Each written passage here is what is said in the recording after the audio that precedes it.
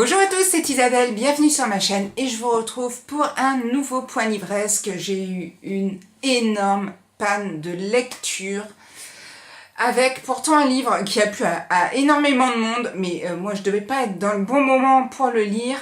C'est Cavale de Virginie, je ne me souviens plus de son nom. Mais bref, j'essaierai de le glisser dans la vidéo ou en bas dans la barre d'infos.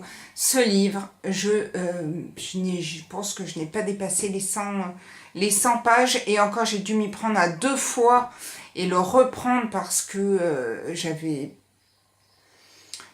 pas rentrée dedans. Je me suis dit en le relisant, en laissant quelques jours passer, je me suis dit je vais me remettre dedans, ça va peut-être m'aider.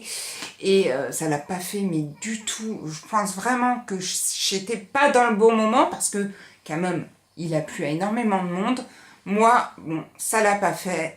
J'ai bien traîné pendant une semaine, c'est-à-dire que je déteste lire plein de livres en même temps. C'est quelque chose que je n'aime pas. Il y a des gens qui aiment lire plusieurs livres et moi, ça me bloque. J'aime pas rentrer dans plusieurs histoires ou alors vraiment...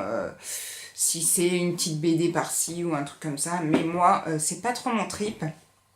Résultat, maxi panne de lecture. Je pense que pendant au moins 5-6 jours, j'ai pas réussi à lire. J'ai été obligée d'arrêter totalement mes lectures. J'ai donc choisi de me lancer avec un auteur qui souvent, j'ai quand même lu que 2 livres de lui, un que j'ai adoré et un que j'ai moyennement aimé.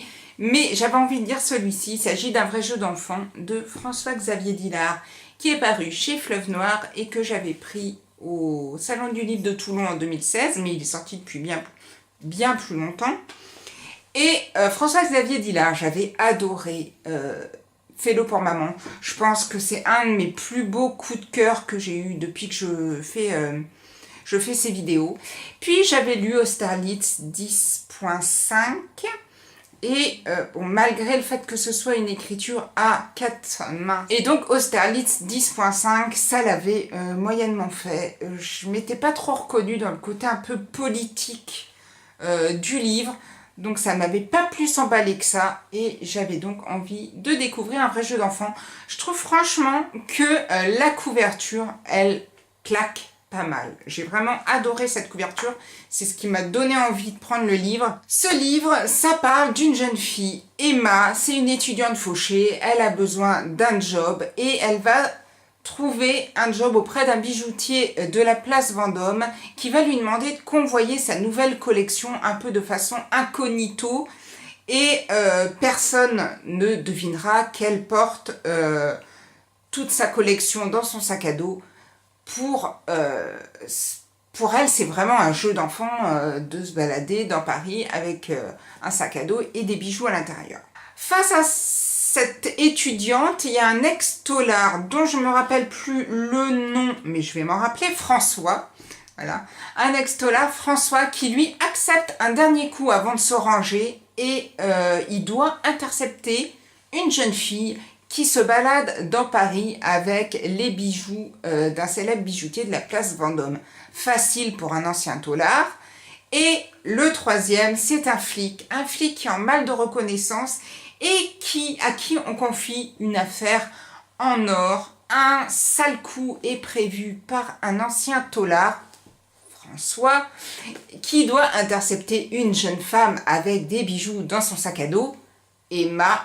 Et donc, Marc, lui, doit intercepter ce bandit. Et pour lui, franchement, il est policier et c'est un jeu d'enfant, quoi. Et ces 3 personnages vont se retrouver, avec d'autres personnages, mais c'est ces 3 personnages les principaux, vont se retrouver un peu pris dans cette chasse-poursuite. Que va-t-il se passer? On se doute que ça ne sera pas un vrai jeu d'enfant, ni pour Emma, ni pour François, ni pour Marc. Et j'ai beaucoup aimé ce livre. Alors, j'ai pas autant aimé que Fais-le pour maman, parce que, faut pas se leurrer, c'est pas du tout le même genre d'histoire. Mais j'ai trouvé les personnages vachement bien travaillés. L'écriture de François-Xavier Dillard, elle est vraiment excellente. Elle est vive, on est pris dans cette histoire et on ne la lâche pas. Et si vous avez envie, si vous êtes en panne livresque, si vous ne savez pas quoi lire, que vous avez déjà lu François-Xavier Dillard ou pas, Franchement, n'hésitez pas, c'est un livre qui se lit, mais vraiment super, super rapidement. Et c'est, voilà, une très très belle lecture. J'ai ensuite poursuivi par la lecture commune que Séverine avait lancée sur sa chaîne. Donc Séverine de la chaîne Il est bien ce livre. Et je ne me le suis pas acheté, je me le suis pris à la médiathèque, parce qu'il était à la médiathèque. Et j'avais tellement envie de découvrir ce livre, et pourtant je ne savais pas du tout, mais pas du tout, de quoi ça allait parler. Il s'agit de L'enfant au caillou de Sophie Loubière. Donc moi, c'est l'édition Fleuve Noir que j'avais. Et ce livre, mais je comprends tellement Séverine qui a eu un coup de cœur pour ce bouquin. Ce livre, ça a été une tuerie. Mais j'ai tellement aimé le personnage d'Elsa. Donc c'est l'histoire d'Elsa Préau. Elsa est une institutrice à la retraite. Et comme toutes les personnes âgées qui se retrouvent à la retraite seules chez elle, Elsa s'ennuie jusqu'à ce qu'elle voit un petit garçon dans le jardin de ses voisins. Et un petit garçon qui lui semble triste. Et elle va avoir l'impression qu'il se passe quelque chose chez ses voisins d'en face, que cet enfant est maltraité, et pourtant cet enfant, on n'a de traces de lui nulle part. Son frère et sa sœur jouent à côté, ils sont heureux de vivre, et lui, il est mis à part, et il se sent, elle sent qu'il est vraiment rejeté, et elle veut l'aider. Et on va se retrouver prise dans cette histoire d'enquête où Elsa va vouloir savoir ce qui se passe sur ce petit garçon. Elle est vraiment, ça va tourner à l'obsession, et c'est un livre qui est génial. Vraiment, c'est une histoire, on est pris dedans, on rentre dans ce livre, mais je défie quelconque de lâcher, quoi. C'est, voilà, pas de livresque, vous pouvez foncer sur L'enfant au caillou. Bon, malgré la couverture, hein, moi que j'ai pas trouvé fantastique, mais le livre est génialissime. C'est une histoire, on est pris, on ne sait plus si Elsa a toute sa tête, si elle délire, si ce garçon est vraiment maltraité, on est pris, est-ce qu'il existe, est-ce qu'il n'existe pas. Vraiment, on est pris dans cette histoire, c'est un super livre. Franchement, si vous ne l'avez pas lu, je ne comprends pas que j'ai mis autant de temps à sortir ce livre de ma palle. Ça fait tellement longtemps que j'ai envie de le lire que le troisième livre que j'ai lu, ça a été une totale découverte. C'est un auteur que je ne connaissais pas du tout. C'est un auteur qui est assez jeune, je ne me souviens pas vraiment, mais il doit avoir dans la vingtaine, qui a écrit plusieurs livres, et il en a sorti un récemment.